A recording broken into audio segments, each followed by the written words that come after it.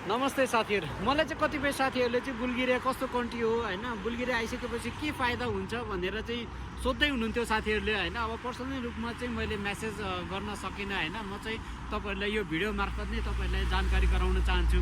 तपाईँहरूले चाहिँ यो बुल्गेरिया चाहिँ कस्तो कन्ट्री हो भनेर अझै पनि कन्फ्युज हुनुहुन्छ भने तपाईँहरू आजबाट चाहिँ एकदम त्यो कन्फ्युजलाई चाहिँ हटाउनु होला साथीहरू होइन। यो बुल्गेरिया चाहिँ फुल्ली सेन्जेन कन्ट्री हो है साथीहरू।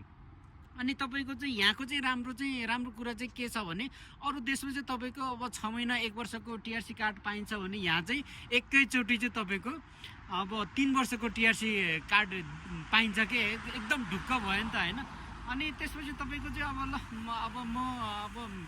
अब बस्दै अब 6 महिना 1 वर्ष कटिसकेपछि चाहिँ मलाई अब मन परेन होइन, अथवा चाहिँ म अन्त विकल्प सोध्छु भने पनि तपाईँले ढुक्कले पाउनुभयो होइन। अब तपाईँ अब ट्याक्सी मार्फत, गाडी मार्फत, प्लेन मार्फत जहाँबाट पनि तपाईँ सेन्जेन कन्ट्री जुनसुकै कन्ट्रीमा पनि मजाले इजिली जान सकिने भयो साथीहरू होइन।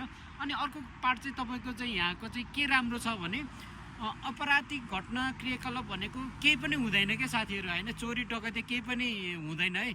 यहाँ चाहिँ एकदमै मेल फिमेल सबैको लागि सेफ छ, एकदम राम्रो।